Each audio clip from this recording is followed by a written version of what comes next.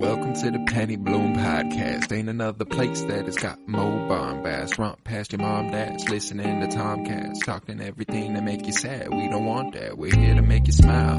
Put your mind at ease. Peace, love, and bloom, and always praise Keanu Reeves. This what we about. This some weeding now. We'll talk until we can't no more, and then we peacing out. Alright, let's go. Penny Bloom Podcast. It's the Penny Bloom Podcast. Penny Bloom Podcast.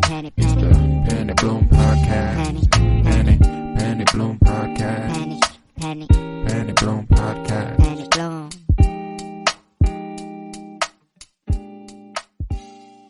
Hello, everybody, and welcome in to the Penny Bloom Podcast. 'Tis I, Colton Robertson, and this is the 129th episode of our show.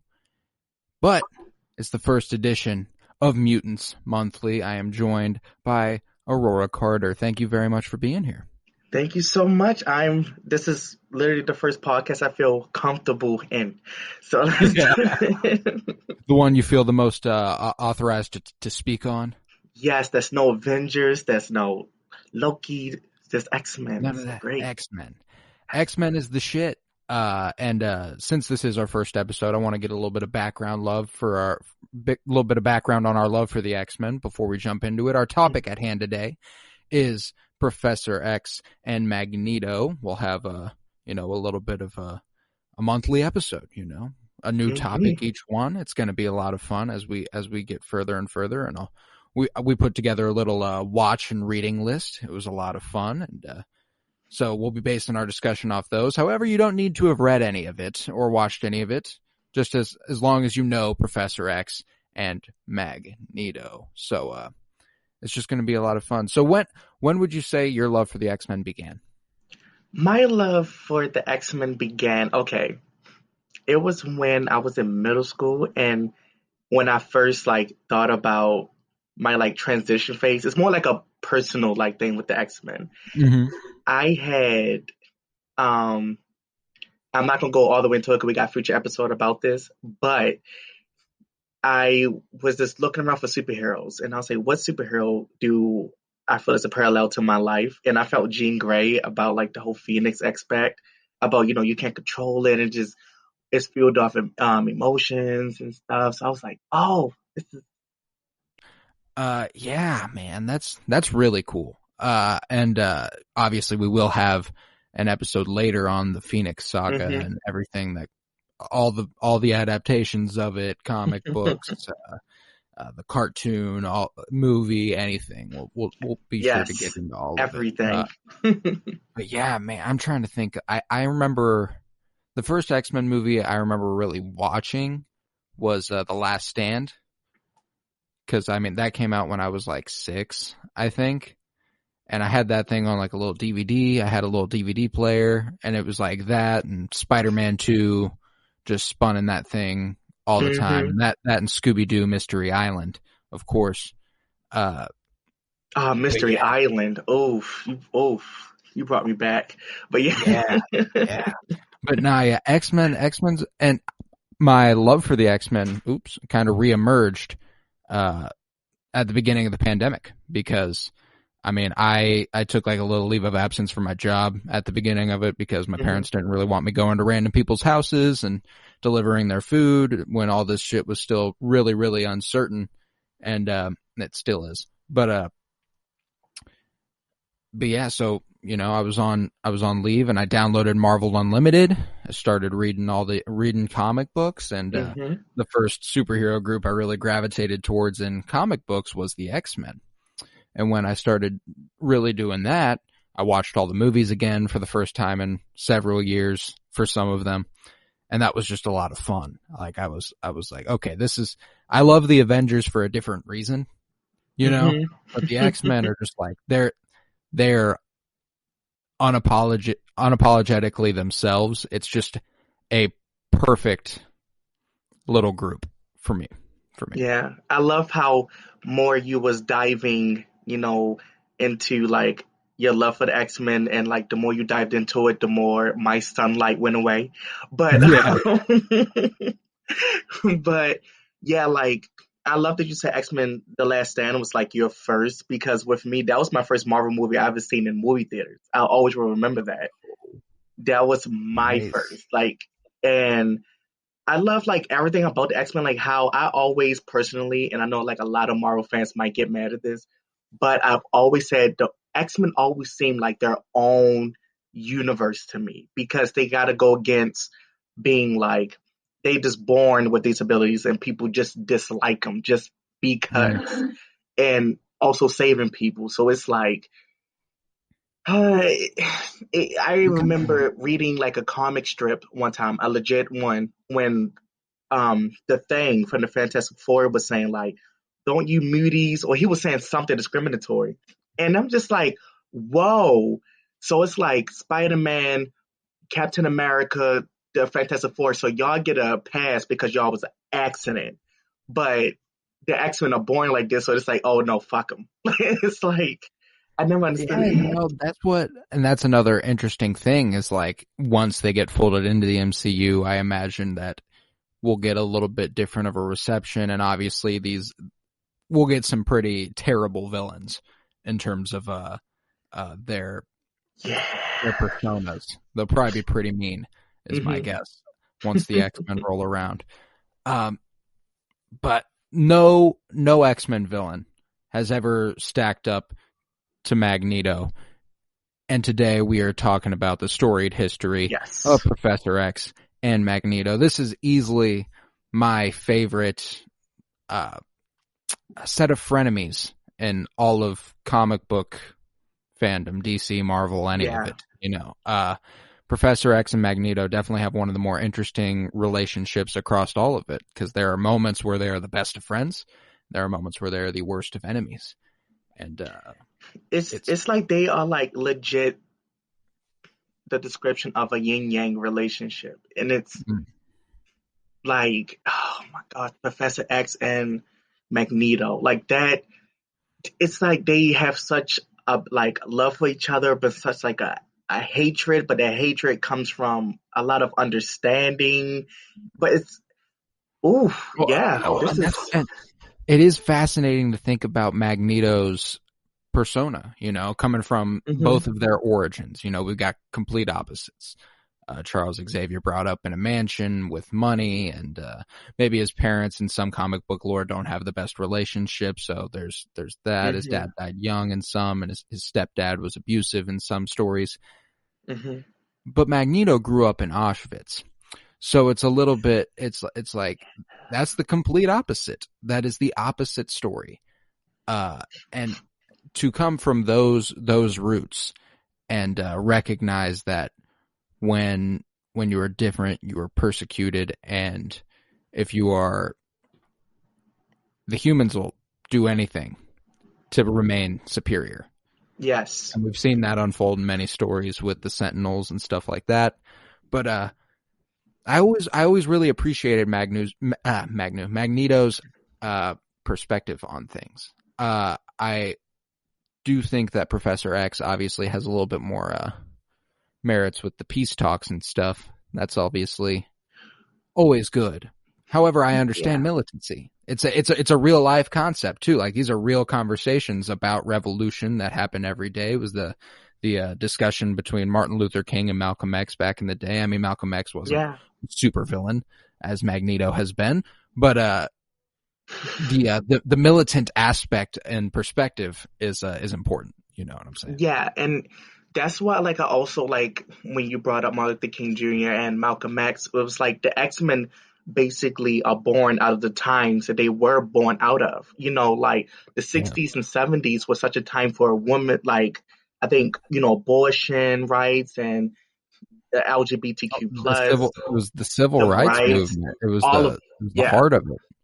Yeah, the civil rights definitely was like the heart, but it's just like all this stuff which is coming out of like it's so many parallels that I also was talking to you about also like for instance like in the civil rights when in the mutants when they'll say mutant lover and that comes from the you know what word Yeah. lover and it's just like it's just it's oh Took me straight man. to Kill a Mockingbird there. Legit like Roots was definitely being watched and by the I X-Men. mean, first issue of Uncanny X-Men comes out in September of 1963. Mm-hmm. 1963. Is that the same And year where JFK was assassinated? That the same year? I feel like he was later in the 60s. Ooh, I'm showing my American Let's history see, F JFK right assassination. now. I'm looking into it. I want to say that was 60. Oh no, it was 63. I wanted to say 65. It was November 22nd, 1963 though. So it started Okay. before he was assassinated and happened to be like 3 comic books in before he was assassinated. Interestingly enough, but he's been the basis of many stories too. We saw Magneto in prison in Days of Future Past for the murder of JFK. And I actually I didn't finish watching that one. I watched The First Class this morning, and then I watched the first half of Days of Future Past before we hopped on here. Didn't quite get the chance to get through both of them, but that aspect of First Class is obviously what that entire movie is for. Magneto and Professor X, like how they came up together and then eventually went their separate ways. And it definitely is one of my favorite origin stories for them. I do appreciate the simplicity of the like comic book back in the 60s and the cartoons perspective of it though. Like they were volunteering at a doctor's camp, and then they were protecting a woman, and then Hydra came and they had to fight off the Nazis basically, which you love seeing Magneto kill Nazis. It's always a great aspect of his story. But I mean, I love the idea of them unveiling their powers to each other in a secret, like they were keeping it secret and then like had to unveil them to each other. I love that idea. And they didn't have that in The First Class, which I appreciate and understand that live action, it's got to play out in a more compelling way. But I don't know. I always appreciated that. And the ending of First Class really fucked me up. Oh, yes. Like him just deflecting the bullets and all of a sudden Charles just even though comic book wise, I don't think that's how it happened, but still, for it to show like in the Foxman way that Foxman, the Foxman way, I think it put more like depth in their like relationship towards each other. Like, oh, I'm the reason why he can't walk. So it's like, and it's so fascinating. It's just more because it's like immediately in that story, he's already kind of forgiven him.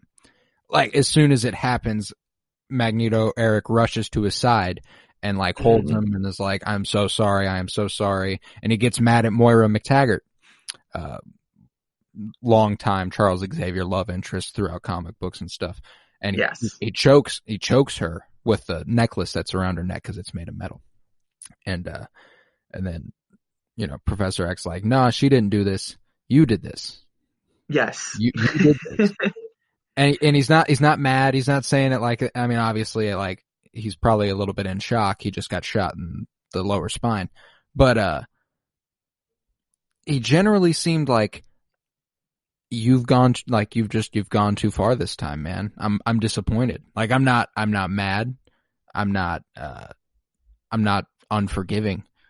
But damn, man, why'd you have to go this far?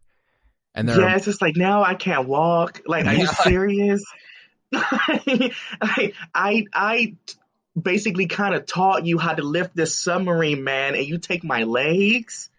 That's one of my favorite scenes in all of X-Men, in all of the X-Men movies, especially like as far as Professor X and Magneto scenes go. And it's crazy thinking about how amazing Ian McKellen and Sir Patrick Stewart were in the roles of Professor X and Magneto, and then just like how great James McAvoy and Michael Fassbender were as Professor X and Magneto. Like, you don't get that a lot. Like, once you get like a recast, it's like one of them feels a little off. Maybe we should have gone a different way, like just for like a prequel.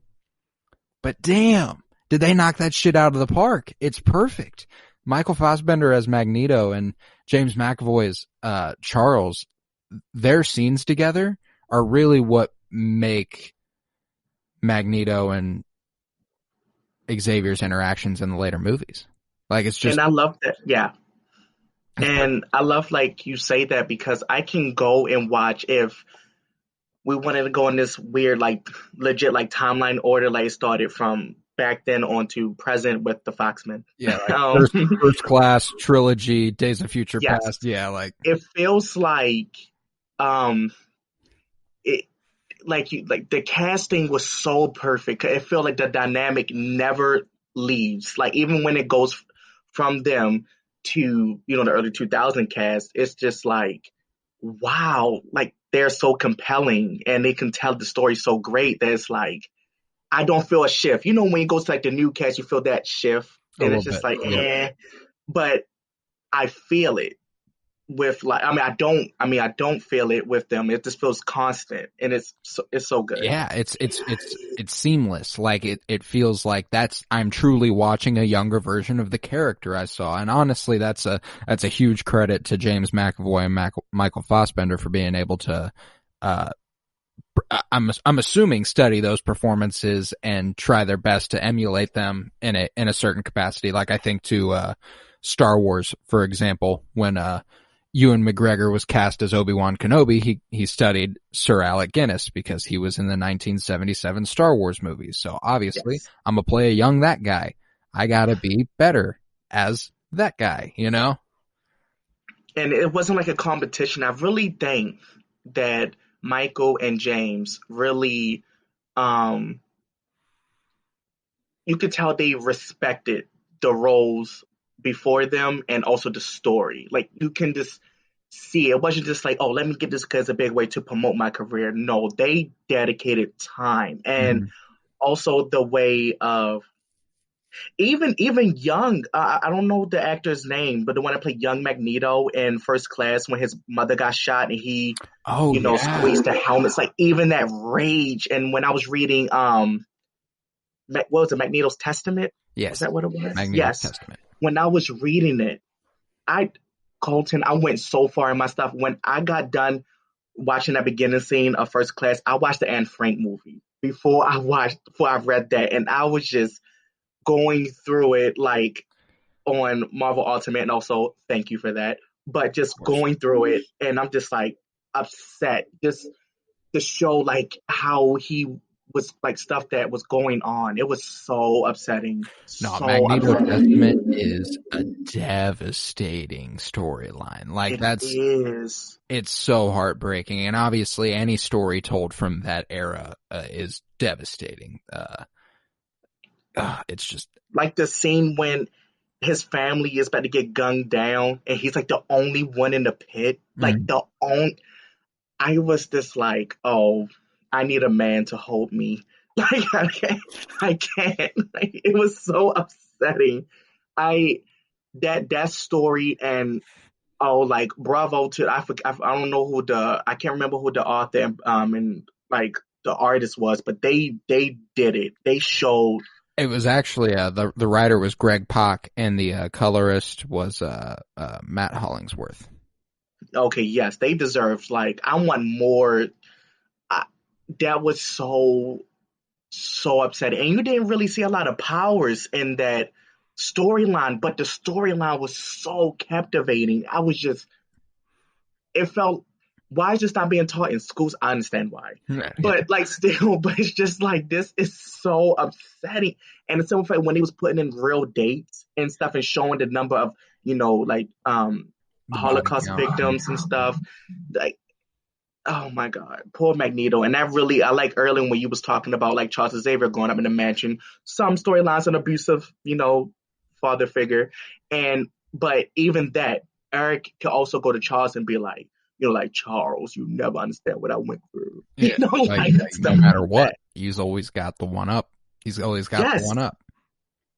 It's, like, you had a whole different life than me. Like, even when in the early 2000 movies, when he was saying, I forgot, no, it was Last Stand, when the girl said, "Where's your mark?" And he showed his tattoo when he was in the concentration camp, saying like, no tattoo, no needle will ever touch me again. Yeah. And that was just like, I feel like Magneto has a lot of PTSD. A lot of And I mean, PTSD. like, it's clearly what shaped his character. Like even his perspective, as Homo superior, they have to maintain a grip on the reins in terms of control over humans, or else they will be eradicated, because they will go as far as they can to ensure that they don't go extinct, because it's another line that they follow a lot in the First Class movie and stuff, is like Neanderthal were wiped out by Homo sapien, and it's like as soon as that new evolutionary direction is presented, it doesn't take long for the previous one to go bye-bye. So the humans are the first ones who can really equip themselves to fight that. And Magneto is aware of that. And it's like, I really reading, especially, I always felt like I understood Magneto's point of view, but some reason for me forgetting and I always knew this from forgetting time to time, that he is a Holocaust survivor, and reading his testaments and stuff, and think about things that were said in the movies, and you put like two and two together, it's like this man has seen human ugliness, like disturbing stuff, like up front in his face. He felt it. It was all taken away from him. They if you want to go from the movies, when he shot his mom, just because he wanted to see if he could move a coin, like he was being exploited. Like his mom died because he couldn't exploit himself for, what was it, Sebastian Shaw? Sebastian Shaw, yeah. Yeah, the Foxman's Hellfire Club. But yeah.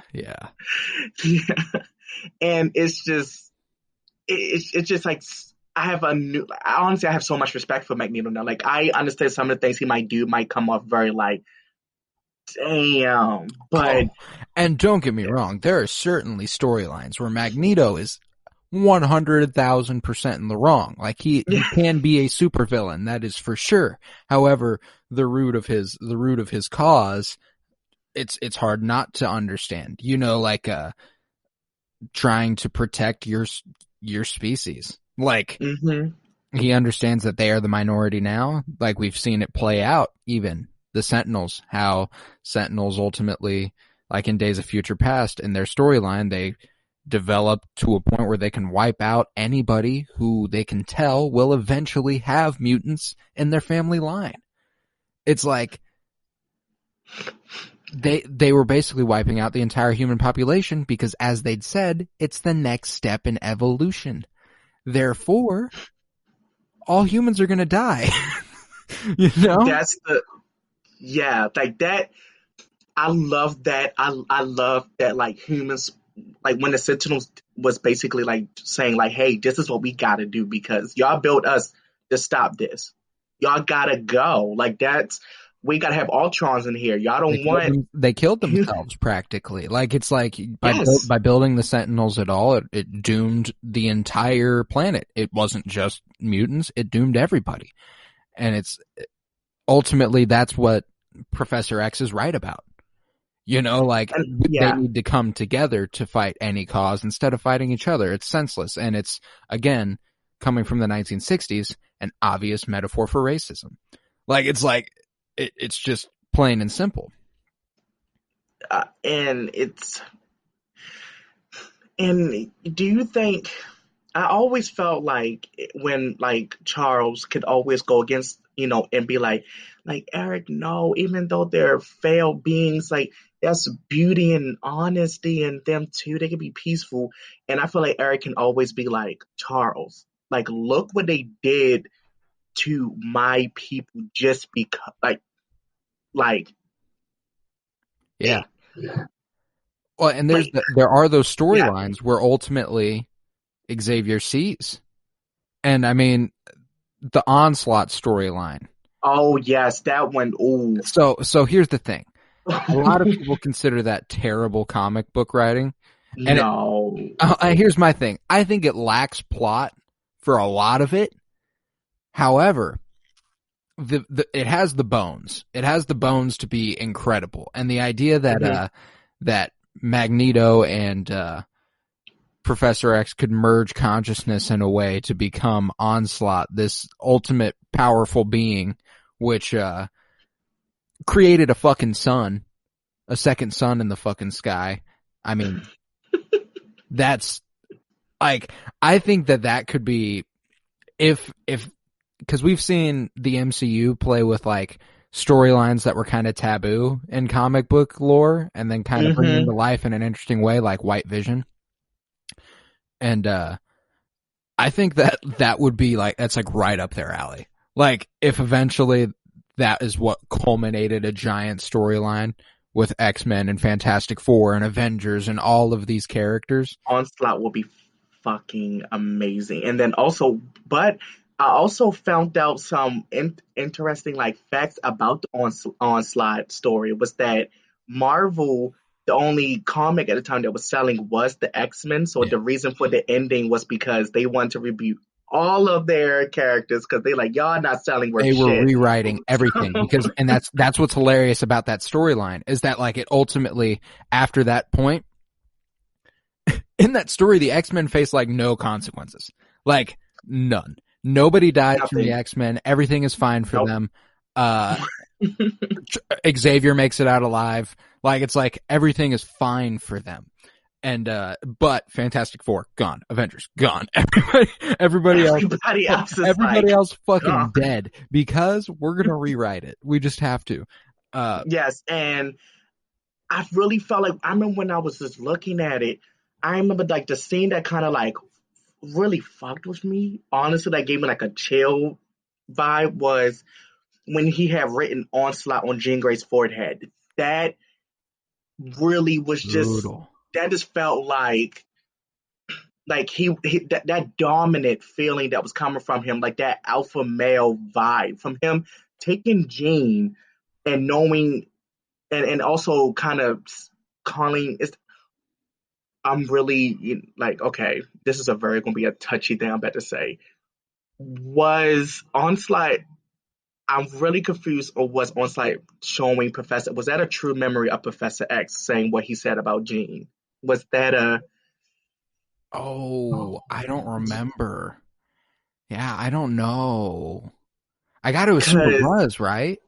Because, I mean, if we talking about Professor X and Magneto, we got to dish the dirty. So oh, no. Here's the thing. If we're gonna go there, we should go there now. I think that as these leader of men, Magneto and Professor X they each have their leadership ways. Magneto, the evil brotherhood, the Brotherhood of Evil Mutants, and the Brotherhood, and Magneto's disciples, and all those shits throughout the many years of his lore. Like, he has an interesting tactic when you compare it next to Professor X, because everybody who wants to go with Magneto wants to go with Magneto, and obviously Professor X is like, if you want to, it's very consent oriented. The same with his mind powers, but I still get the idea that like it's a little like the Jedi in Star Wars, where it's like, yeah, if we can get to you young, there's pretty much no reason for you to say no. See, that's I have thought about that, because I kind of felt like, even with the second, was it the second issue? What issue was it? I remember I was reading it. I know it's on Marvel Ultimate, but when they actually went against the first group of Brotherhood. I think that's issue number 4. I think that starts, yes, because 1 is Magneto on the military base. 4 is, I believe that is 4. It seemed like Professor X, even though they all looked around the same age, it kind of felt like Magneto's, his whole squad is like adult. Like, they really come off mature adults, when Professor X is always like young teens. Like, it comes off very like teenagers for Professor, and aware adults for Magneto. So it's like, is he purposely? And there's this thing that's like, it reminds me of like Batman and Robin. Like, Batman is entirely wrong for what he's doing, in my opinion, when it comes to Robin, in terms of adopting a child and then not forcing them necessarily, but like raising them as a weapon, like making sure they can fight, so that when you're like, I'm Batman, they're going to be like, I'm going to come with you, and that's definitely manipulating a child. And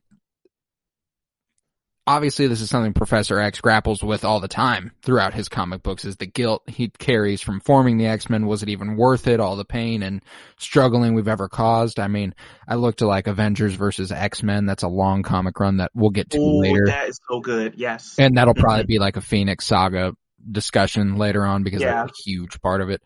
But like there's discussion of that guilt there. There's just so much of that. Like he knows that it's not necessarily right, but he does still view it as necessary.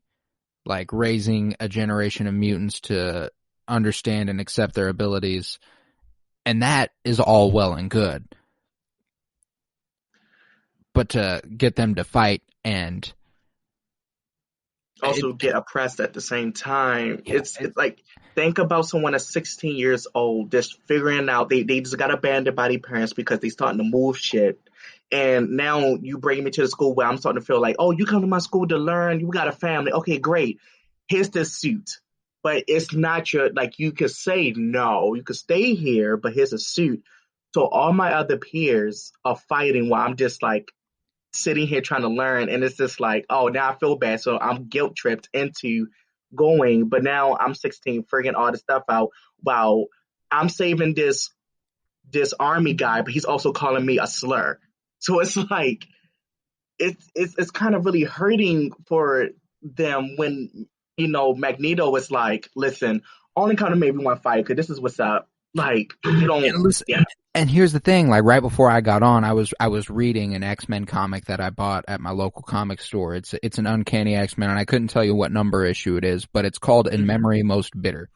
And it's the entire issue is Xavier having a dream in which he's talking to a therapist, and about 8 pages in, it's revealed that the therapist he's talking to is actually Eric, it's Magneto. And he's discussing his past with him and his relationship to women. And and this is one of those storylines where his father died when he was young. His stepfather came into the picture and was abusive, and how he wishes he had the power to stop that. And Magneto's like, well, maybe at that point you realized you were never going to let anybody hurt humans, and thus your attachment to women like Moira McTaggart and characters like that. And so and he's like, come on, man, like this isn't no Freudian shit here. I'm just a man. But ultimately, like he reminisces on a love he had who was a mutant, and her views were more aligned with Magneto's than they were his. She ultimately viewed that his dream of starting the X-Men and doing all this would only fuel the Homo sapiens. Like, that does more harm than good for mutant kind. She maintained the perspective that they needed to stay hidden to remain safe. And there we get more parallels to more of an LGBTQ sort of vibe than it did racism in that. And that's what I think X-Men has always done a really good job about, is like anybody who's been alienated throughout history is kind of able to see themselves in the X-Men. Yes, and that's why I always favorite more the X-Men. And I'm not going to say like the Fantastic Four and Avengers, yeah, they're cool, but it's like you can find more, like minorities can lead towards more of a X-Men comic than Fantastic Four, just like, come on, that was kind of obvious. And then like the Avengers, who was like, you know where I'm going. Oh, so, absolutely. Like, they all white. Yeah. They all white, and I don't think any of them are gay. Yeah. But it's, and then also, I mean, Fantastic Four is literally a family. Like, yeah. Like a straight up white family. A straight up nuclear family. Yeah. Straight up. And I mean, obviously, formed in the 60s, Marvel's first family, they have their place, certainly. I'm no hate to the Fantastic Four. Never really gravitated towards them. Never really gravitated towards them. However, fucks with their villains. Doctor Doom, Silver Surfer, Galactus. The villains dope. Now. Yeah, we definitely got to get into that. You know, for sure. For sure. One thing I always wanted, so Professor X, we we see that he does have his favoritism with certain mutants and certain X-Men more than others, like for instance, like Jean Grey, And Cyclops Wolverine, and Cyclops. Okay, so Hank McCoy too.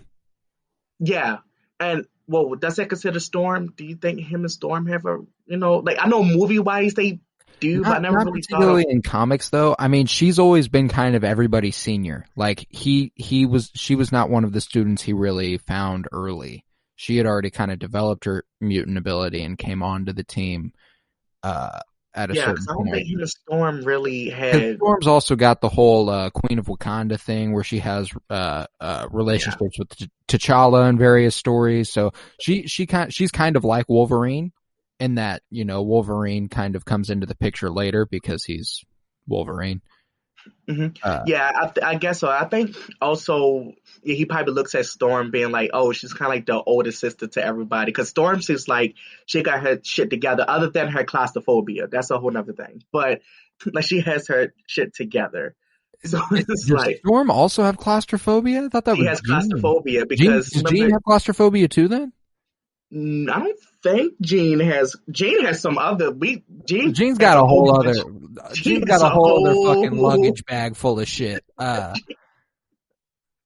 Jean has a lot. But do you think also when John Size came about with this new team, when all the first class, the legit first class, went to have like normal lives?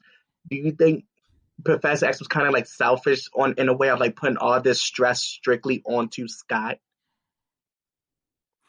That's an interesting perspective. And like, I think there's always been, that's another aspect of Scott Summers stories that's always kind of relevant is like, he looks to Charles as a father figure, Yes. undeniably so. And that therein lies another problem in that he marches him out there and puts all this pressure on him and then is like, it is a little. I don't think that his treatment of him is necessarily the best overall. Just because if you're putting your loved ones in harm's way, you're not treating them the proper way. I don't think. Yeah. And, Well, if Professor X did things, more right, we wouldn't really have much of a story. But true, absolutely. That's the other aspect of it. However, it is relevant to the character. It always is. Yes, it's so hard for me. It's so hard for me to talk about Professor X stuff and not go into like certain comments that's coming up. So let me try to go back to like Magneto. So what's the movie? What's the movie? It's Apocalypse. I think it's Apocalypse. Where he destroys Auschwitz. Yes. Yeah. Yes. That movie alone, I think that's the most emotion we really have with Michael Fassbender as Magneto. That shit is devastating for Magneto. The fact, he's carved out a family life. He's doing well with a wife and a daughter, and he gets caught though. One day, somebody sees him playing with metal. Reports on him. Yeah, actually, I have a funny story about Apocalypse. The side note: when I went to see it, that was after the scene where young Jean bumps into young Scott, Sophia Turner bumps into, I forgot the guy name, and I think it's Ty something. But anyway, yeah, she bumps into him. You see her use her telekinesis on the books. I remember someone behind me that has an X-Men shirt on sees Magneto save someone that's about to get crushed by the object in Apocalypse. They literally say, "Do everybody in this movie have telekinesis?" I was fuming. It's like, bro. Okay, so clearly the first X-Men movie. Literally. But had to be. Otherwise, you just simply were not paying attention any other time. But that whole scene of like his daughter in the movie, using the birds to try to like this, but she wasn't really trying to hurt him. She was just trying to be like, I just want you off my dad. Yeah, kind of a defense mechanism. It's like she's scared. It starts happening. That's just it. Yes. And then like, I think also that kind of showed Eric's religious side too, when he screamed up to like it feel like he was talking to God, quote unquote. Yeah, To like, be like, this is who I am, this is what you want from me. yeah, You know, it's or like in your podcast, it could have been Mephisto he was talking to. But right. but that his I don't know how he didn't get like a good award for that movie. That it was so many emotions in that. Nah, So yeah, many. he's fantastic, and frankly, I don't know if they're gonna go that route for Magneto and Professor X. I wouldn't mind them maintaining that casting for any future MCU projects because that's Oh God, it's yes. just really, really good. But God, yeah, yes.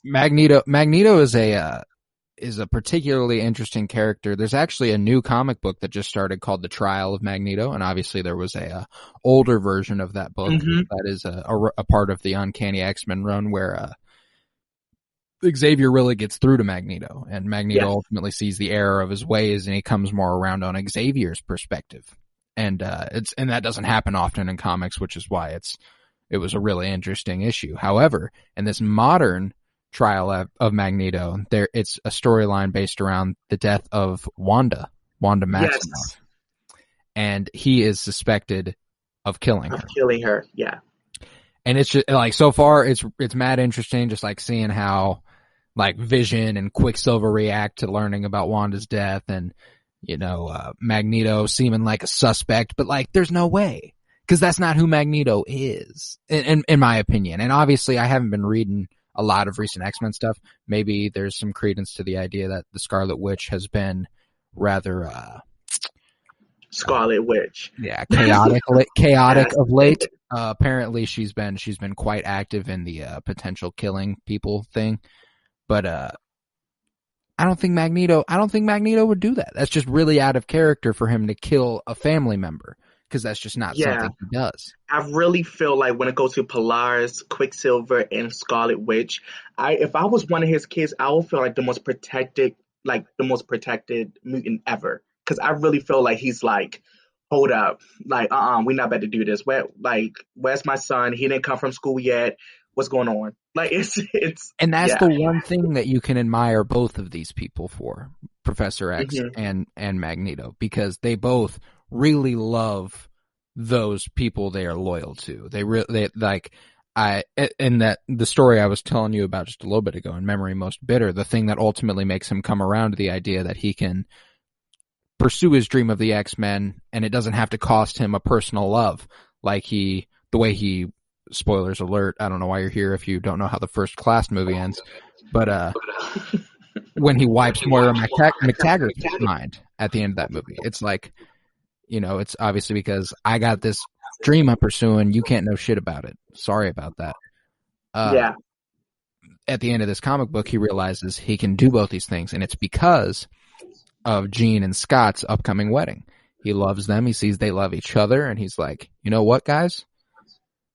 I can do this. I can't. And he hugs Jean and he tells her he loves her. And I was just like, damn, this is some moving shit. You don't see it a lot. I have to read that now. I have to read that. But I'm not sure about this, but has Magneto ever exploited Wanda?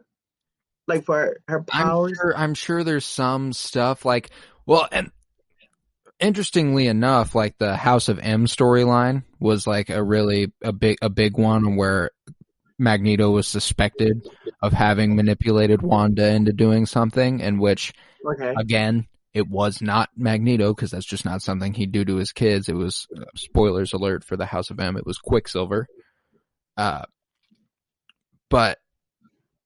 as far as I know, I don't think so. And I'm sure there are some storylines, probably from like the 80s or 90s, in which he exploits Wanda in some way, just because it's pretty typical of male characters to have exploited women's powers at some point.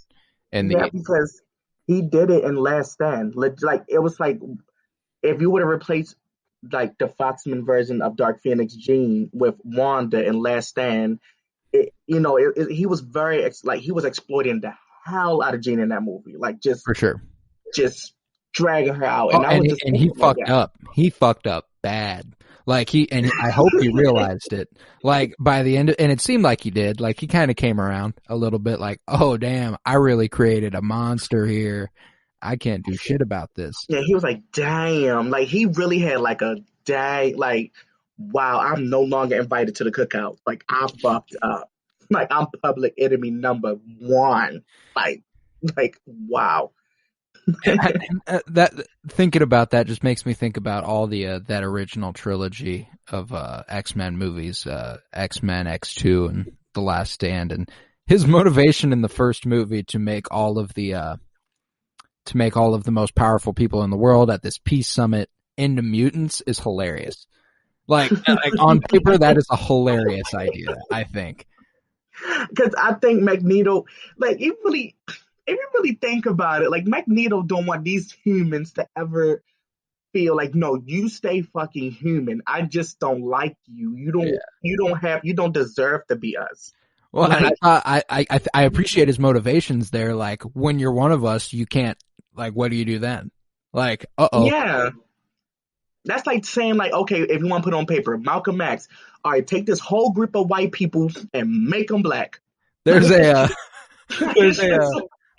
was listening to a podcast the other day, and I heard about this story where Deadpool is hired by some church in Marvel comic lore. I can't even remember what it was off the top of my head, but he's hired for the purpose of setting off this bomb that will turn every human alive blue, and it will ultimately end racism. That's the motivation. That's the motivation there, is that, like, if you turn everyone blue, everything will be fine. And I thought that was hilarious, and if it ever got made now, it would just get fucking flamed into oblivion. But yeah, I think Magneto's strategy there was a little bit flawed, just by a little bit. But I mean, Senator Kelly turned literally into water. Like, I mean, like, yeah, literally into water. And oh god, Halle Berry's accent in that first movie. Okay, but Professor X and Magneto, sorry, but and do you? Okay, so I do like how even in like The Last Stand, even though like I love those movies because I grew up with them, but coming from comic books and stuff like that, I really, like, I have like a love-hate relationship, but I do love the movies. No lie, no cap. Well, they're fun ultimately, and that's what movies are about. If you can have fun watching them, that's cool. Yeah, that's why I always got to remember, like, Aurora, these movies have also been for fun, not continuity or, like, faithful to the comics. Oh, no, because they're really bad at that. Oh, my God.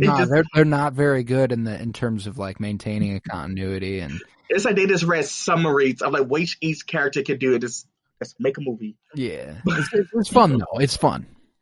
But how do you... Okay, so Magneto... How do you feel about his relationship towards, like, Mystique? Because it's like the animated TV shows and the movies really put him and Mystique together a lot. Because equals. Huh? I think they get treated more like in comic book lore and in like the early, like, not in the early movies, but they always get treated more like equals, which I always found interesting. From Magneto. Yes, like they're like this, and I never really, like, even when I was reading Onslaught and Avengers versus X-Men and stuff, I think Mystique is nowhere to be, like, she is not by his side at all, and I'm just like, I never really understood, like, Magneto's whole thing with that. I think Magneto and Mystique have a really interesting relationship just because of her and the movie version of it, her being raised alongside Charles practically, like he kind of looked after her all the time that they were growing up, and then ultimately she thought that Magneto was more correct, that she needs to be mutant and proud and fuck on anybody who says otherwise.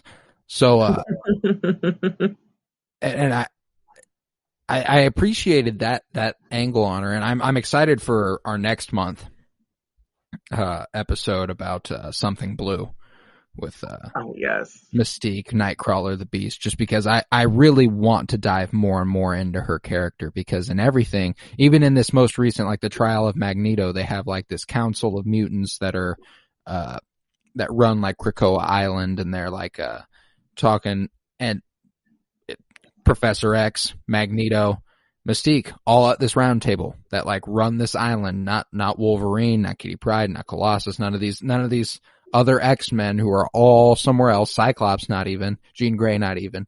Mystique's there though, on the council that runs this island. And I think that's like, they both recognize her for how powerful she is, you know.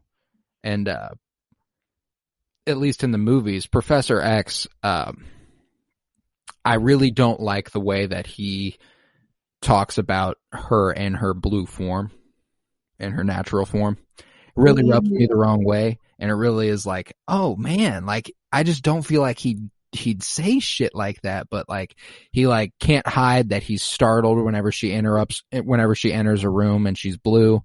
And then like Hank McCoy too told her that she was more beautiful as Jennifer Lawrence than she was and it's just like, man, they was all coming off like in, you know, like what me and my family would say. It's like those type of like black people back then that were trying to make white people comfortable, and it was, you know, like talking a certain type of way, holding yourself a certain type of way, your hair pressed and permed.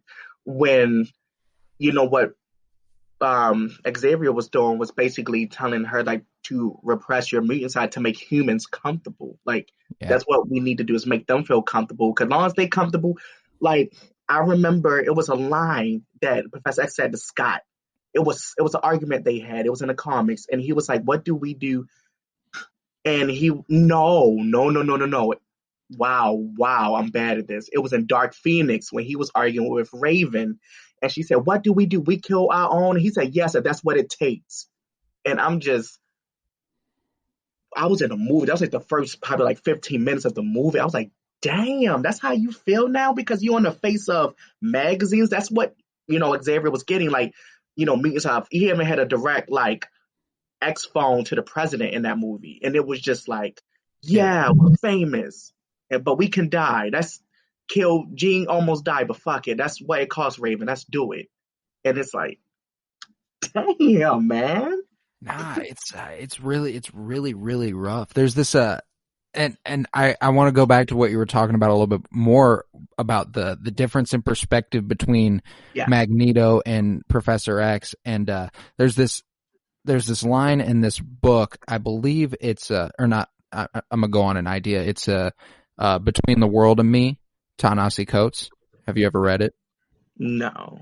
It's a really good. It's a really good book. And there's this line about assimilation, about how like we've been taught fucking wrong about trying to make white people comfortable. Like we don't have to change the way we act to, and I'm saying we because this is the perspective of Ta-Nehisi Coates. I am a white guy. So like we don't have to change the way we act for white people, you know, like that's just like, that's not something that should be happening. And that really is what Professor X's perspective was, at least for Mystique, because she looked like that, you know, like, and it's like even Professor X, who seems to have the best of intentions, even was guilty of the slightest discrimination against his own kind. Yeah, it's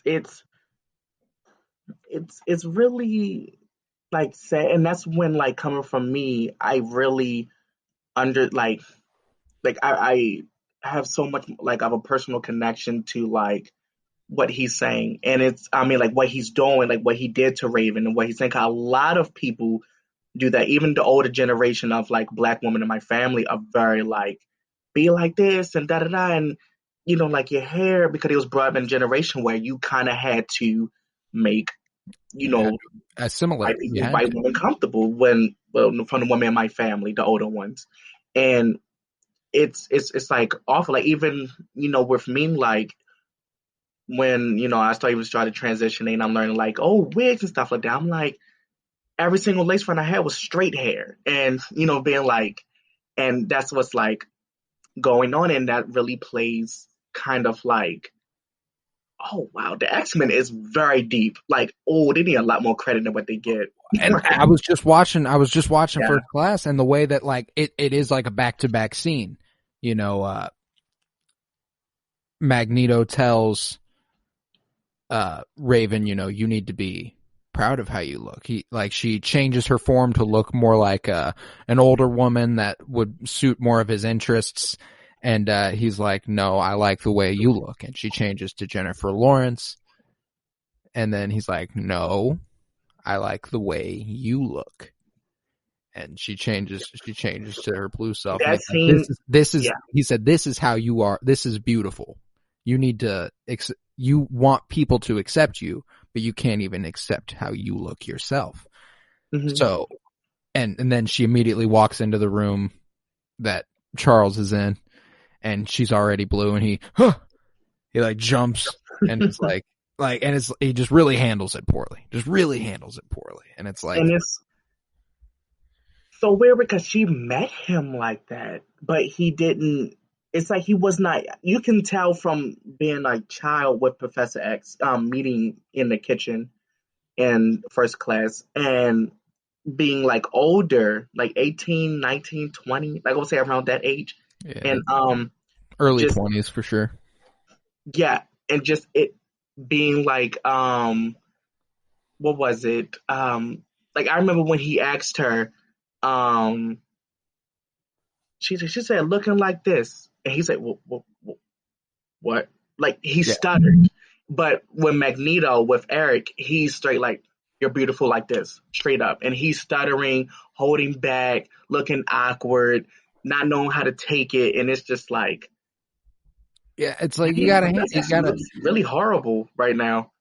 It's just straight up like how... That's just his perspective there. It's just that his hesitation, given the person he is, the characteristics that he has, he would not hesitate unless he was thinking what he was truly thinking. It's like, he really doesn't like the way she looks. It's like he can't bring himself to accept that that's not, that's her normal look, Yeah. And I think even like the first, and I said this is his process, because we don't know what Stanley and Jack Kirby was thinking about in the first issue of Uncanny X-Men. But you realize the X-Men that he had, the only one that looked abnormal was like Beast. It is all because he had big hands and big feet, but he was still like white, looking and normal looking and stuff. Like he didn't look like even Bobby, who was always in his Snowman Jack Frost form. And but he could still, like, I remember it was like I was reading straight through 1 through 7. I just didn't stop. I remember when he was over this fire and Jean had caught him, but he only wore underwear, but he was still blonde, and Bobby Drake, but blonde looking and stuff. And it's like, was Hank like the only man that was a brunette? Was he even brunette? And like in the early ones? Yeah, like it is mad interesting that like. And it just shows what they could get away with in 1963. Like, it's like, this was their metaphor for racism, and they still had to be 4 white kids. Still had to make it. And that's what's crazy, is like that they even managed to make something start something as resonant as that. And in those early stages, obviously, it's still pretty sexist. They're all thirsting after Jean hard, or Marvel Girl. Hard. They're all H word for Jean. Like when she comes out, she's like, "Can a girl get her own room?" Like they didn't know what to even say, and it's just like even when they come out, they all fighting over the chair, and she pulls it for herself. I was shocked that she even did that. I'm shocked that she pulled the chair. Like I was reading like. Okay.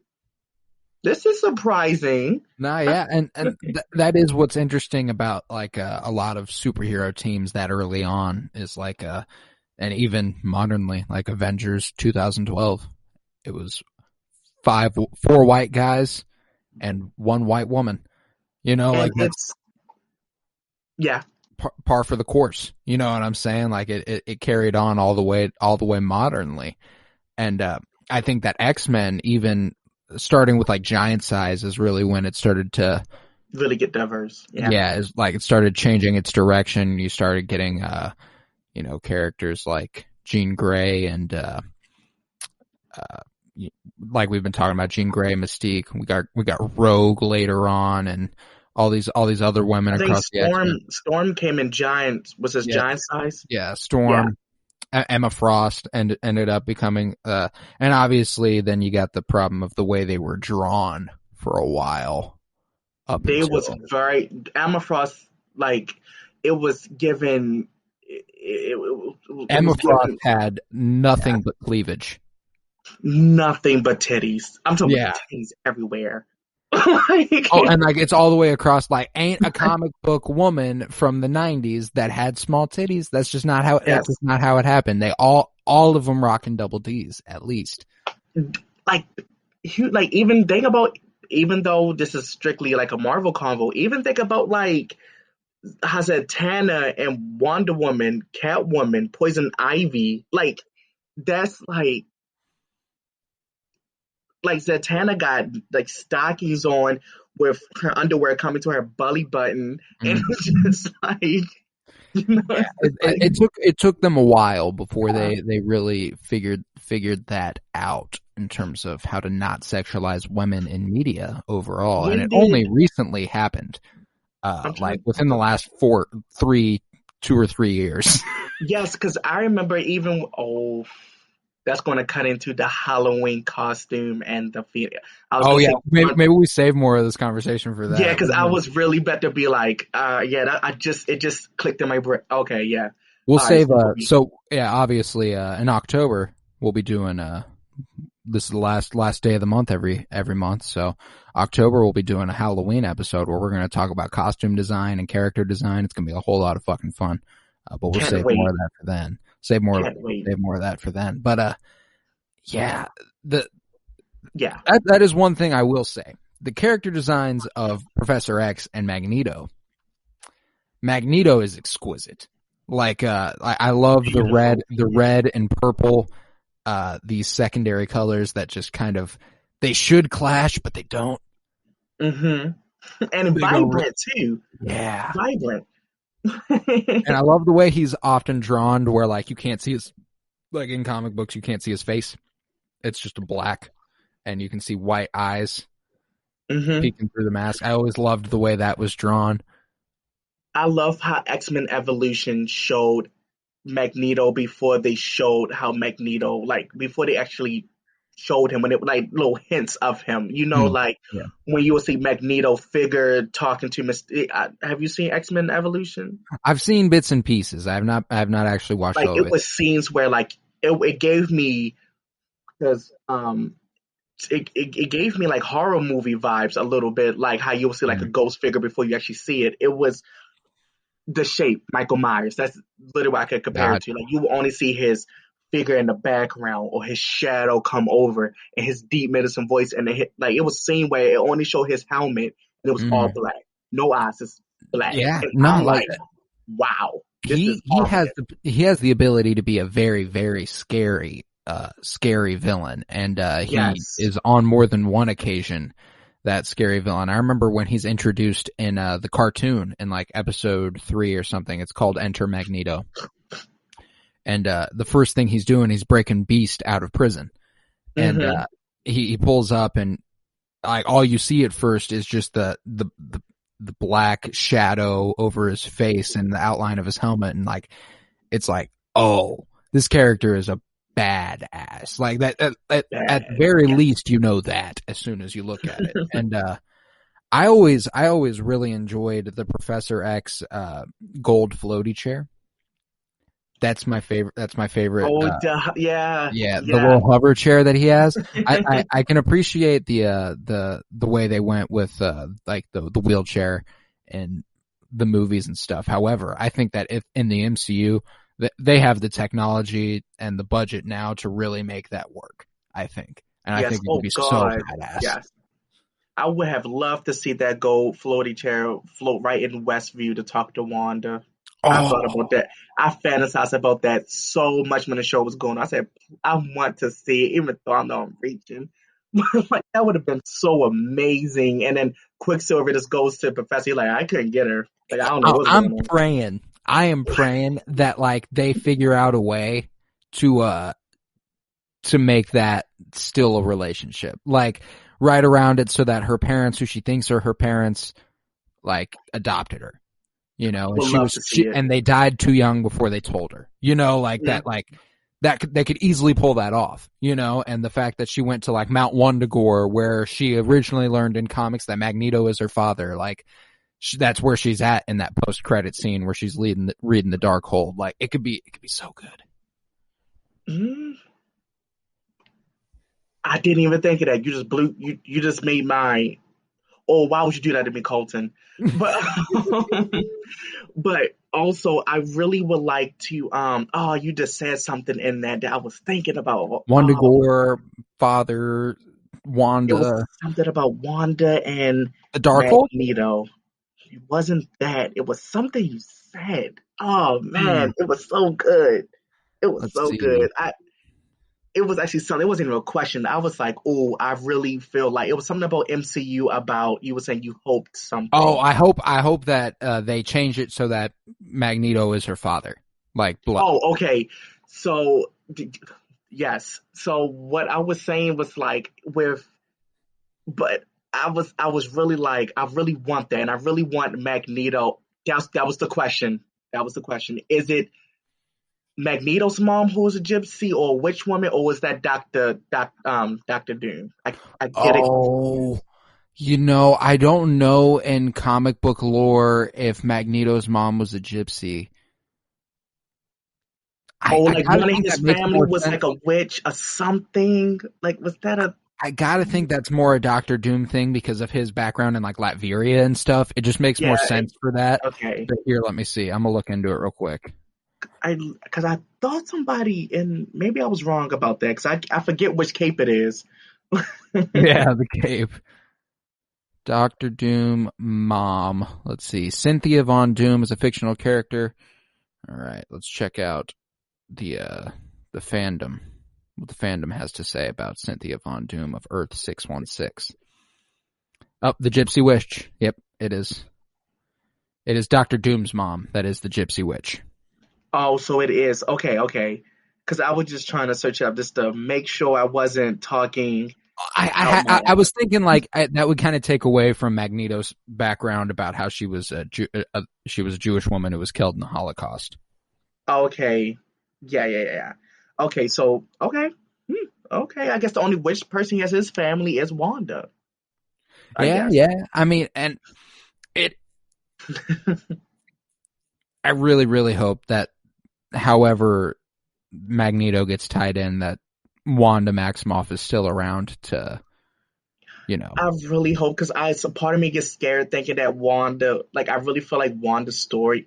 I know people think like it's going to just grow and grow, but I feel like they're going to try to like end Wanda, not at Doctor Strange 2, but kind of like around that. Like that's how I just feel. She won't make it much longer out. I mean, because she's been in it since.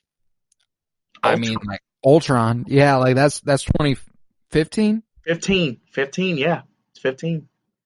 And I a lot of them make it 7 to 10 years. So she's at her peak. So it's like, yeah, we'll see. I really hope she's a character who's around for a while. I really want to see her, Quicksilver, and Polaris all together with Magneto. Like I want that one. Just that once. She can get shot in the forehead for all I care after that. But I want to see like them just have, and she finally like. I don't know how they're gonna explain Pietro and Fietro, but like, yeah, it's just that would just be like so wholesome to see. I want to see that so bad. It'd be wonderful. I really at that point though, then we're looking at a recast. At a new Magneto, because Michael Fassbender and Wanda Maximoff and Elizabeth Olsen are a little bit too close in age, I think, to pull off father and daughter. So it'd be an interesting age there to find an actor. But yeah, you know, he could he could use like, because Supergirl been using this Phantom Zone thing, so they can like there you go. Make an excuse.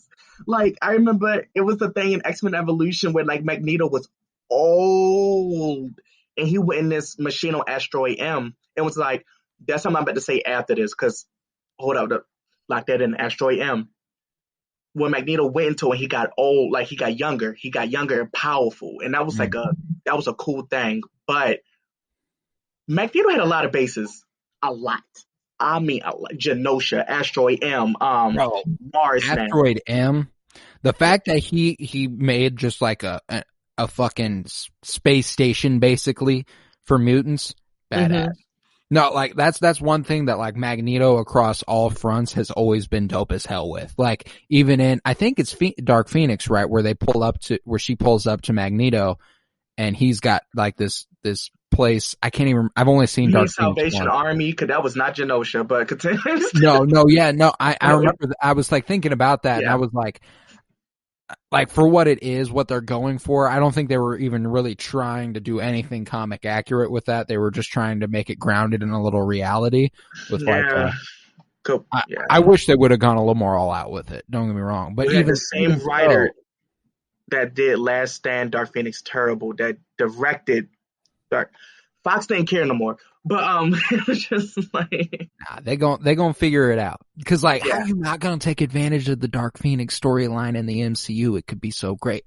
That's for a later date, though. Yes. I'm trying so hard. And I realized something about this. Magneto is a very dope character, more than Professor X to me, because it's not really much I could say about Professor. It's like Professor is just so and that's what. Well, and let's face it, the thing that makes Professor X is his team, his relationship to his team. That's what makes him. That's always going to be the case. And the thing that makes Magneto so compelling is that he is that lone wolf and obviously villains have to be a different level of compelling. Otherwise, it's like, your story is only as strong as the villain that is presented before it. And Magneto is the perfect villain.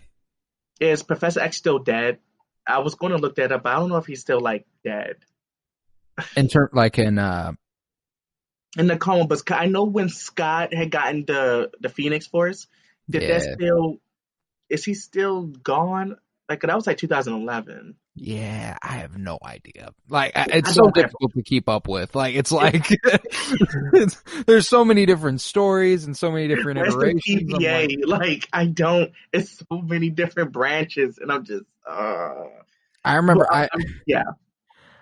the first comic book story and arc I really got into was an Astonishing X-Men from 2004, I want to say. And it was following a similar storyline to X2, where they have a serum where they can they can heal, quote unquote, the mutant gene. And that's always been an interesting little aspect of these of the X-Men lore for my money. That's X2, right? Or am I tripping? That's X3. Is that the Last Stand?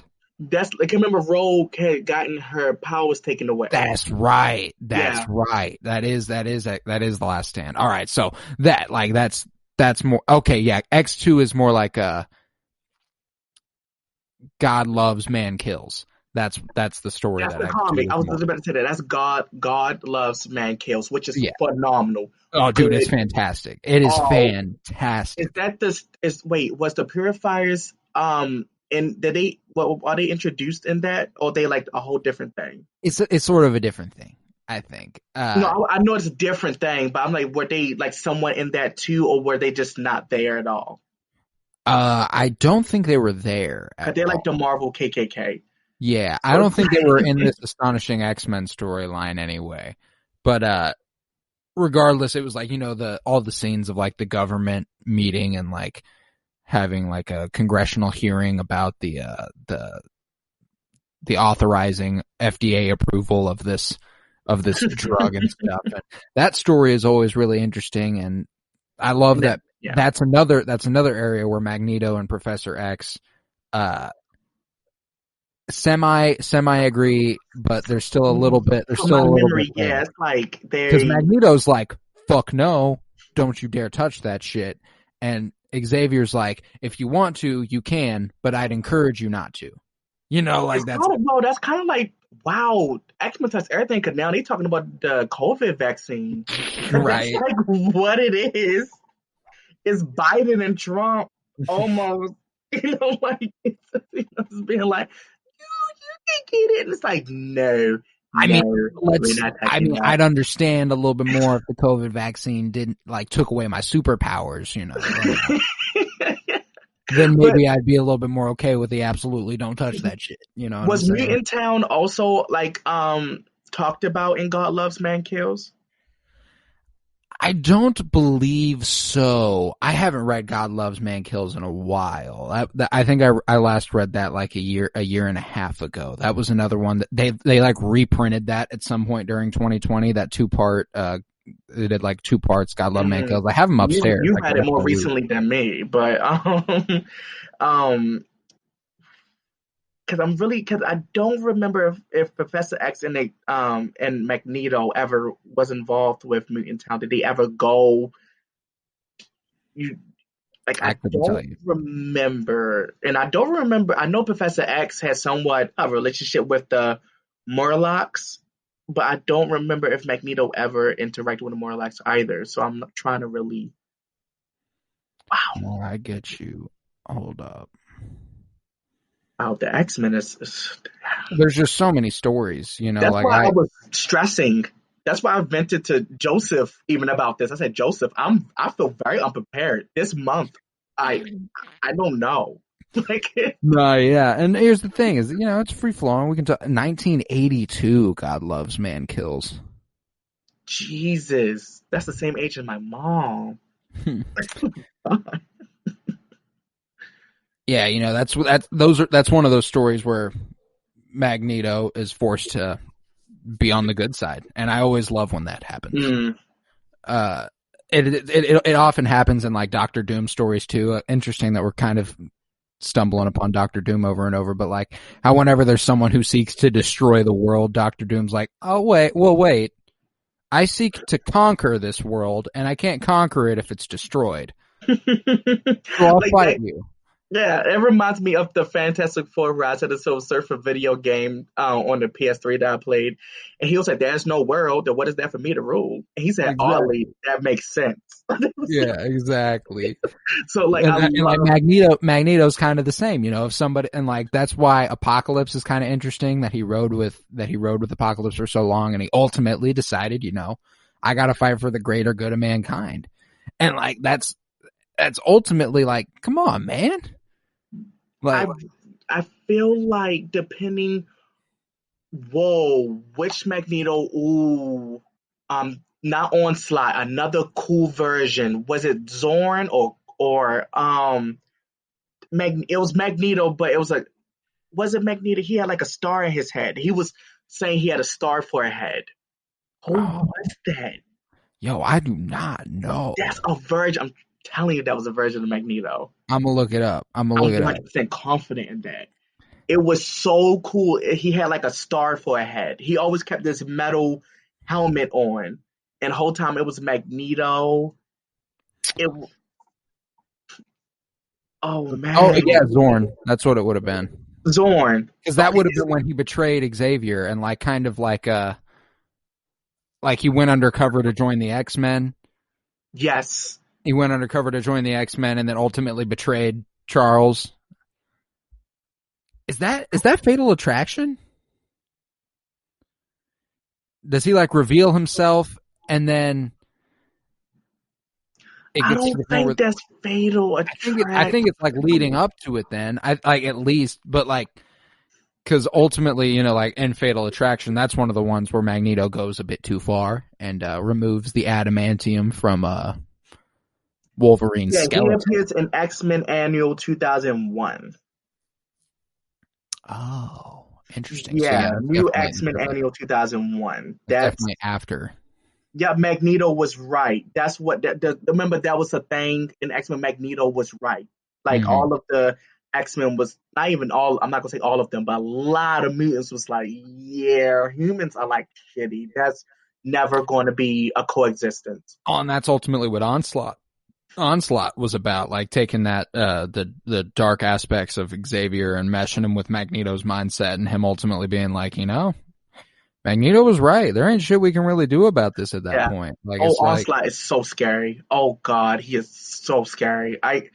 I pray that's what a storyline culminates in one day, live action. I can't imagine that they'll go there, but like I would think it would be awesome. I feel like that's more like do you think that would be like a big, huge like series thing for like the MCU? Like to be like, I think that would be like it would be way down the line, because I think it would be one of those ones where you have to get a version of the Avengers and the Fantastic Four and the X-Men all involved, because how do you make an adaptation of it without all those? And so I think that would be like, if there was an Onslaught introduction, that would be one we built to, and then Onslaught could, form his own little crew, because, I mean, like I said, the leadership qualities of Magneto and Xavier, and I think that's something they should mess with a little bit in the Onslaught character if they were to take it to live action, is that I think he should be evil.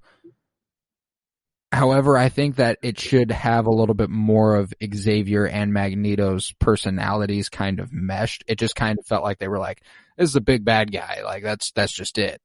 In the comic books. But I think it'd be cool if you got like these like leadership qualities of both of them. They could be like, Onslaught could lead a revolution of some fuck shit. Yeah, if he had him and Dark Phoenix right by his side and House of M Wanda, they would definitely do some. They take over the world. They take over the world.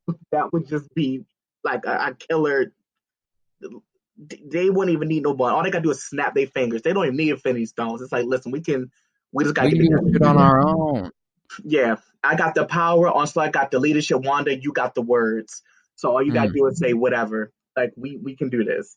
But I still like it though. Even Magneto and Professor X. I feel like they kind of have like a Voldemort and Harry Potter somewhat relationship. Not saying like they want to kill each other, but it was a thing in Harry Potter when they say both our wands can wound, but it can't fatally harm. And it's like, I can stab you, but I'm going to stab you in areas where there's no vital organs.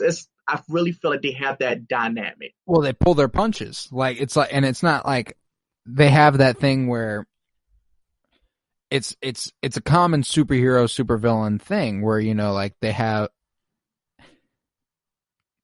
Magneto wouldn't kill Charles. That's just not something he would bring himself to do. And I mean, like, there are storylines where he gets mad close, and I'd like to say Xavier wouldn't kill Magneto either. I feel like that, yeah, there's in that Fatal Attraction storyline where he removes Wolverine's adamantium from his skeleton.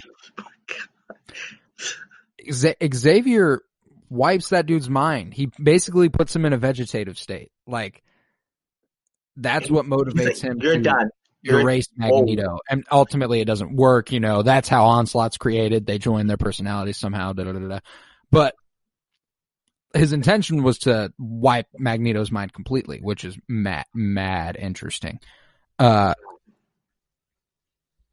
However, like, it's interesting that I don't think Magneto would do that.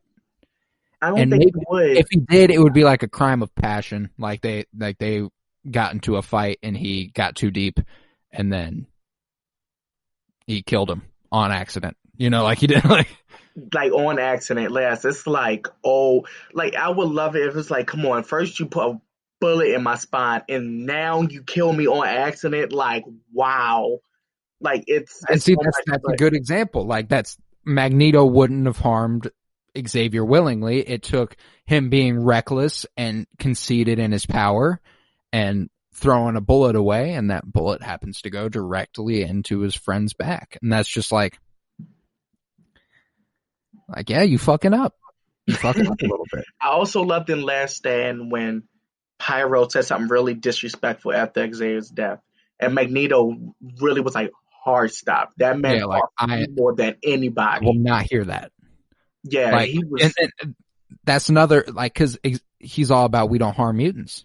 Because he's like, we got to have a solidarity amongst mutants, and obviously, if you go against us, we're gonna fight you. But like, we don't have any motivation to kill you unless you are going to kill us. Yeah, like that. Magneto, and this is. I really would. it's like almost every storyline though, Magneto and any of them, even this Phoenix Saga, House of M, no matter what, even storylines they're not even in together, it's like we can also kind of.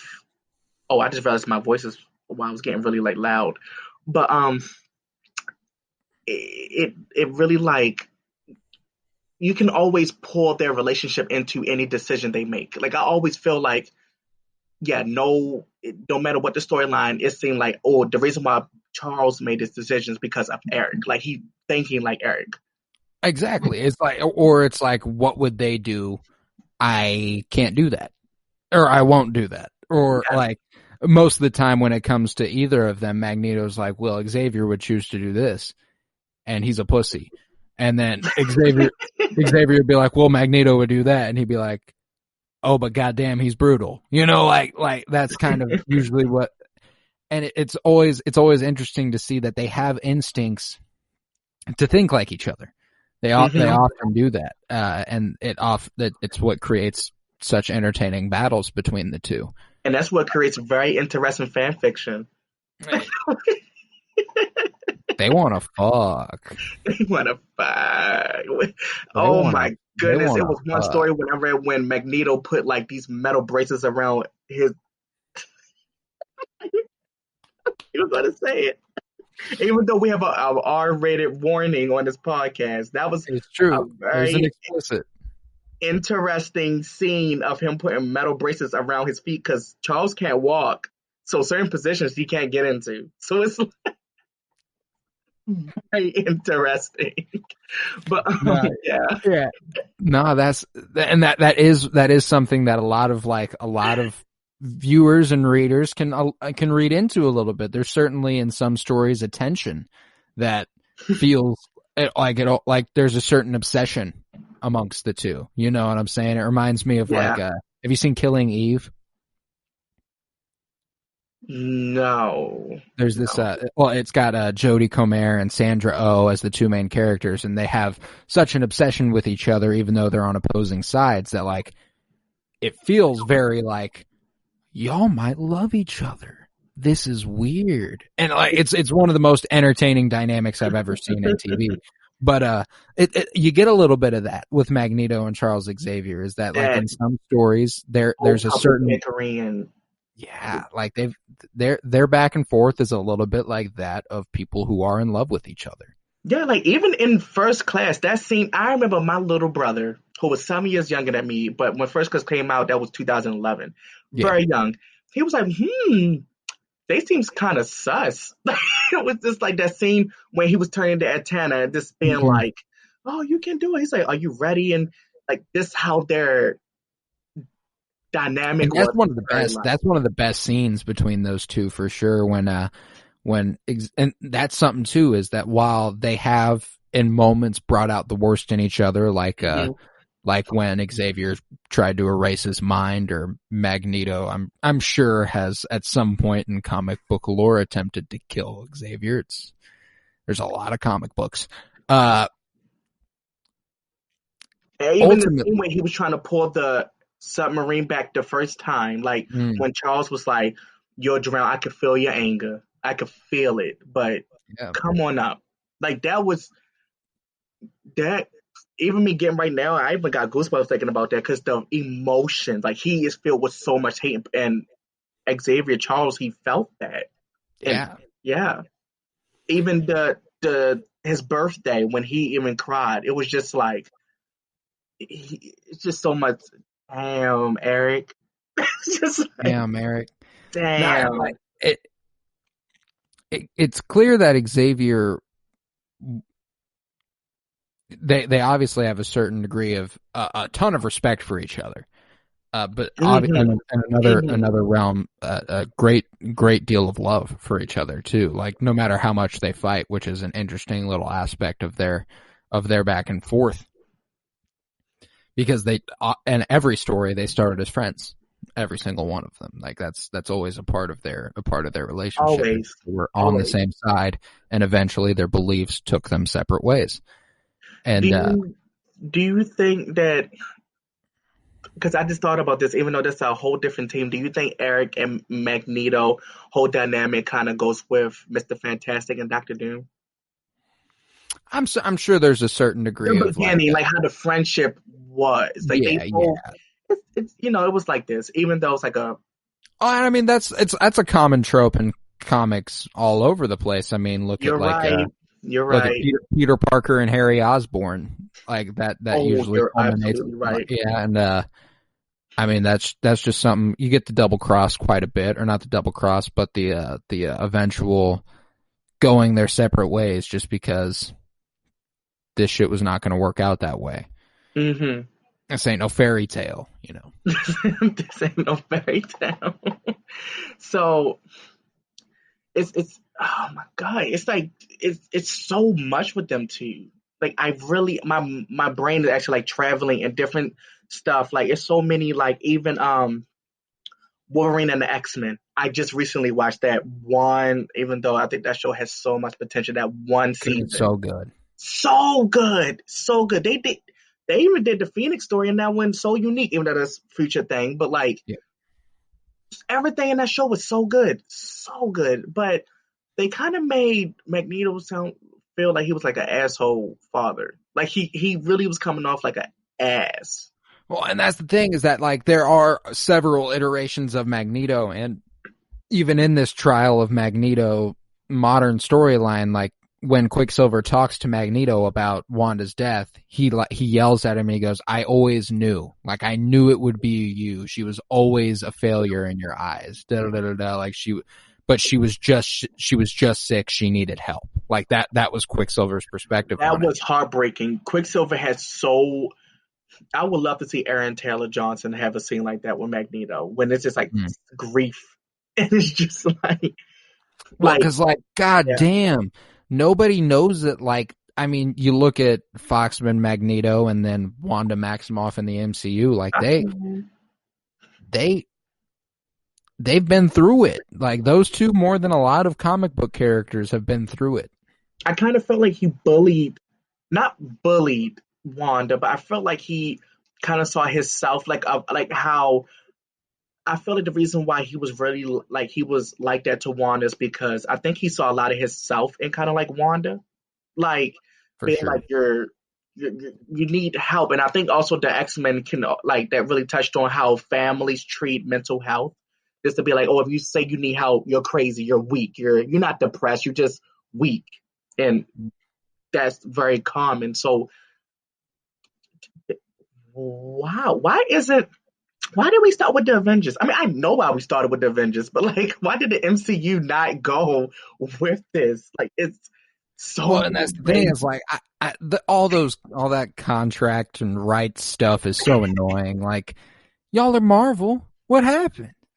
Yeah, Marvel had to go bankrupt. Had to go bankrupt and sell rights to a bunch of different properties, but still, damn, and it's just like because I really feel like the X-Men could really touch on, and especially with the platform that the Avengers have right now, the Avengers are like it's like taboo if you even speak ill of their movies at all, unless they're like everyone agrees to it, like Thor: Dark World and stuff like that. But if like the way the X-Men treats discrimination, I said discrimination. Wow, discrimination, mental health with Wanda, the like grief, like child labor. That's what I would say. Like Professor X is doing with child labor. They certainly have the capacity to touch on so many different things, just because there's so much there. Like so much. There's so many characters, so many different generations of X-Men. Like you just have a ton of content, and obviously with the mutant X gene, you get the opportunity to tell stories that are about being born a certain way. You know, like that's just comes with it. And I think that however it gets adapted in the future will be mad interesting. I just don't know. Like, there's got to be some sort of event, for my money, that like activates the X gene for our MCU. Otherwise, it's like where they've been the whole time. It has to be I don't know, maybe like a radiation event coming from like all of the timelines, or they could just Yeah. jump in. It would be so fucking iconic if they remade a scene. It could be from any movie, like if they take between um Dark Phoenix and 2000s X-Men, and it took a scene where it's like it could be McAvoy or Patrick Stewart, and all of a sudden like a thing just open and like, whoa, what is this place? Like it would be Yeah. so I would have been like, oh, here we go. I'm at the cry, even though Colton, shame on you because you left me out the Spider-Man trailer broadcast. Oh, shame, shame on you. I apologize. No, it's fine. Because I remember I was texting Joseph about it, and he was just like, "Oh, it's not about that." I'm like, "Dude, I don't care." But Well, here's another thing too. Only 4 people heard it, oh and you're one of them. So. yeah, because I had to because I wanted to hear it so bad. I was like, let me get this Patreon. But I appreciate that. oh man, like y'all really broke that down. Like I'm shocked that no one said anything about Sandman though. I'm sorry. I'm going into it. You're cool. My fault. But No, you're cool. yeah, that was just like so if on I don't know, like, do you have any like other things you want to say? I can like I'm like I'm kind of I think we kind of touched on all the basics surrounding Professor X and Magneto for sure. because one thing I didn't want to do was because there's so many things I do want to say about their relationship and stuff about Professor and stuff about Magneto, but that kind of goes into other characters that we got for the future.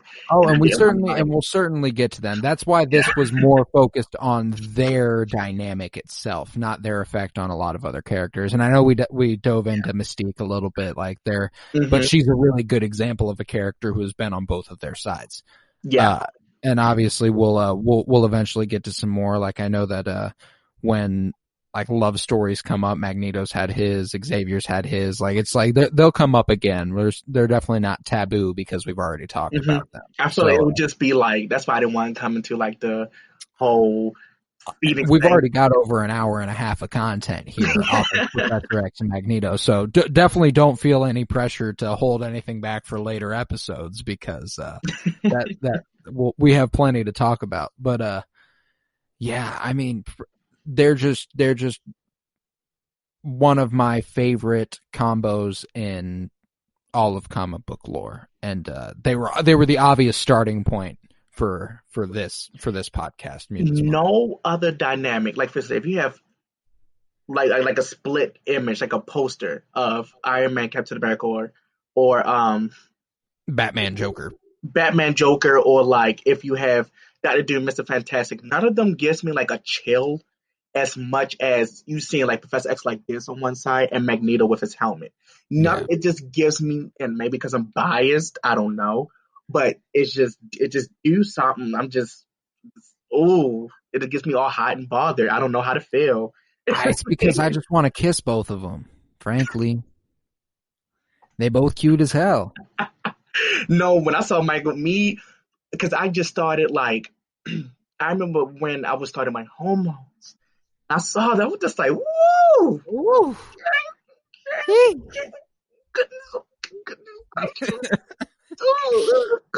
but